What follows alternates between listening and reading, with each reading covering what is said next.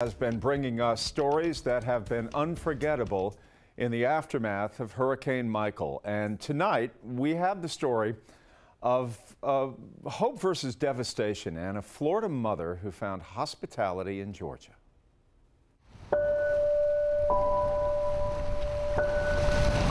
Stand a few miles along the coast from Panama City and you're reminded why it draws so many. You think about the beach, you think about the kids running through, playing in the water, and their first little sand dollars, getting to enjoy my babies. Angel Miller relaxes with her babies. Son Henry, daughter Kaylee, and 2-week-old Marshall. Here we go. A baby born amidst the worst disaster in her home's modern history. That I'm able to hold him here today, that's special to me because, you know, for a minute there, I didn't know what was going to happen. Hurricane Michael ravaged neighborhoods across the Florida Panhandle. It caused Angel to leave with her family for Georgia, 37 weeks pregnant. We were being turned away by everybody. I didn't have Georgia insurance. I had Florida insurance. And everyone was turning us away, and in that moment, I was scared for his life, my life. Angel arrived in tears at Piedmont Hospital in Henry County. We met the CEO of the hospital. We're gonna work you up, Miss Miller, and we're gonna schedule you a C-section. We're gonna make that exception. You know, it's not usually something ER does, but we're going to do it. 5 days after Michael hit land, Marshall arrived. He was healthy, she was thankful. Then, they came home. It brought me to tears. It did not look like our home. It did not look like our hometown at all. The streets of Panama City and its surrounding suburbs overflow with the marks of Michael. Repairs will take years. The region as it was no longer is.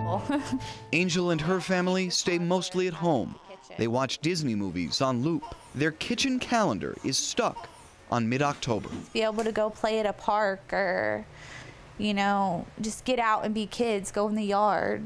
Right now they can't even go in the backyard. This remnants of what was our carport, this is after the cleanup. We have visions for our children. We cocoon them, protect them. Marshall was born into the aftermath of disaster, and yet everyone is just pulled together. Angel cocoons her kids with hope. Our community's just been pretty amazing, and I can't even count how many people have brought diapers for us, for little Marshall. I could not have seen the blessings that would come out of such devastation, but that's all I have seen. It's hard to see far beyond the front yard.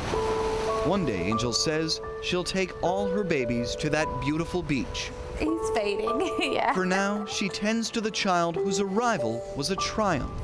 Delivered in Georgia, home in Florida. I'm grateful that we get to continue to live here as we have our whole lives.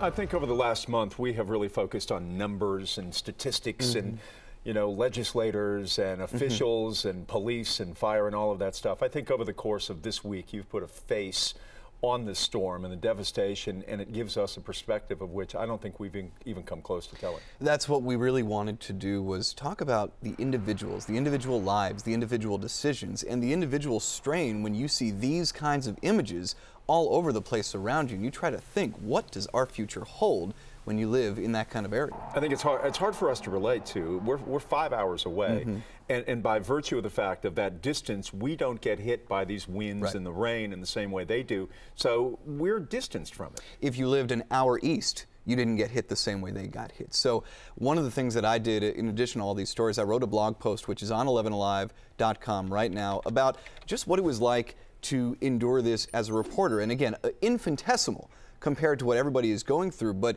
still, even just driving around for those few days, it weighed a lot on me emotionally, and I think it's important to realize just how effective and much how this is affecting still everyone now a month later, and still years into it. We have seconds left. Your most compelling takeaway is what? I would say just remember those individual stories. There have been so many news stories since that. There are wildfires in California right now, another disaster happening like that, but remember that people's lives are still affected by this, and they will be for months and years to come. Matt Pearl, wonderful storytelling, terrific photography. We have really enjoyed seeing your pieces. Thank you.